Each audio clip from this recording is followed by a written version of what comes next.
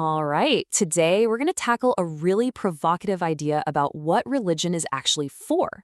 We're going to unpack the argument of an author named Revilo Oliver. Now, our goal here isn't to agree or disagree, but just to understand his theory, step by step, using his own logic as our map. So it all kicks off with this pretty wild prediction. Back around 1910, a writer named Georges Matisse looked at the world and said, basically, religion's done. He was totally convinced that with science and modern education on the rise, belief in the supernatural would just, well, it wouldn't make sense anymore. He gave it 50 years, tops. But yeah, that's not what happened. Not even close. Instead of fading away, the second half of the 20th century saw this huge comeback of religious belief, especially in places like the United States. He couldn't have been more off the mark.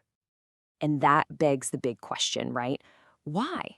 Why does religion have this incredible staying power? Well, this is where author Revilo Oliver steps in with a radical answer. He says, what if we stop thinking about religion as divine and start looking at it like a tool? Like a piece of human technology designed to do a specific job in society. Okay, so let's unpack that. We're going to walk through his argument piece by piece and really see how he builds this case for religion as a social tool. All right, here's the heart of his theory. According to Oliver, religion wasn't originally about you and your personal salvation. Nope.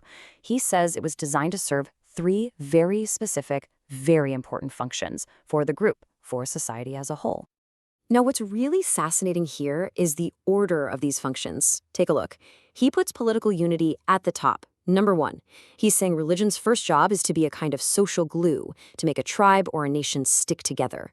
Then, number two, it's about morals, the whole divine reward and punishment thing. And way down at the bottom, in third place, that's where personal comfort comes in.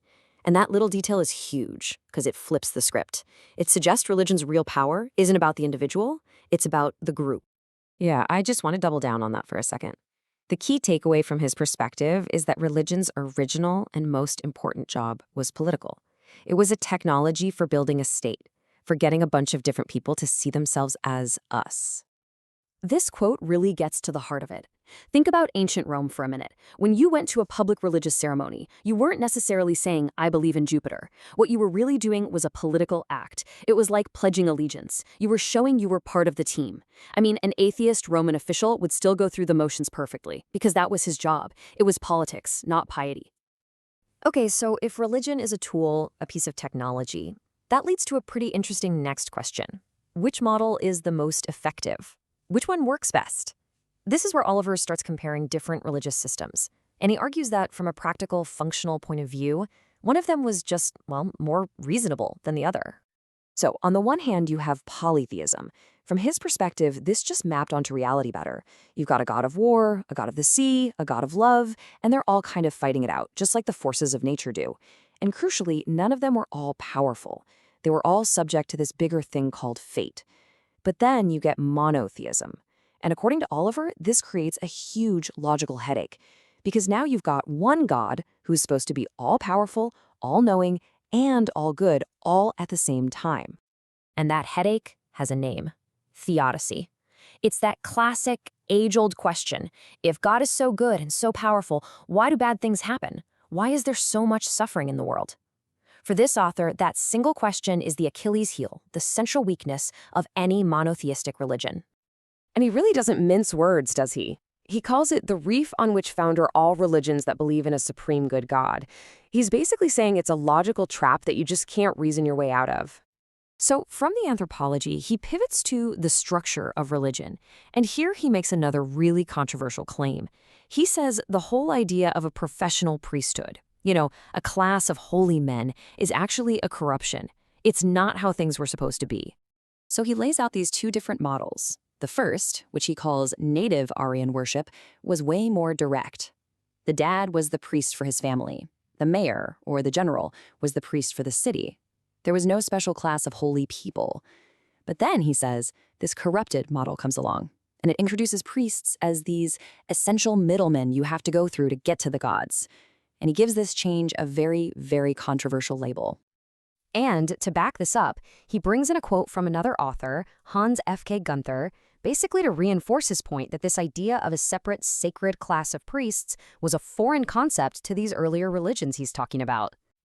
Okay, and this brings us to the last piece of the puzzle, and it's probably the most cynical part of his whole argument.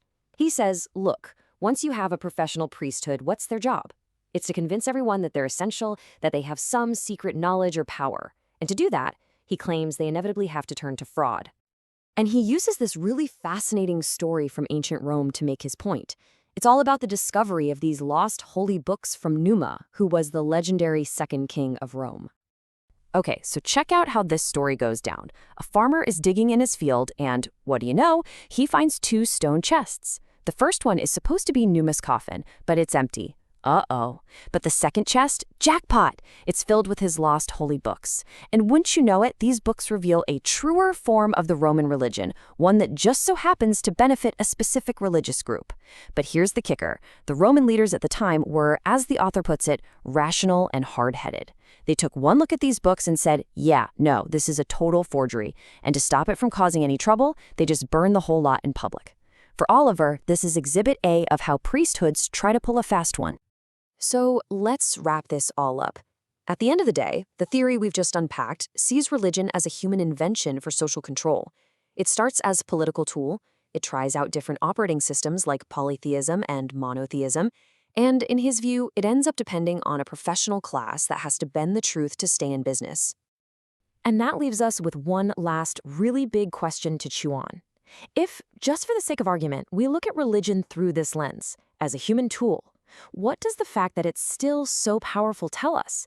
Not about God, but about us, about what human societies actually need to survive.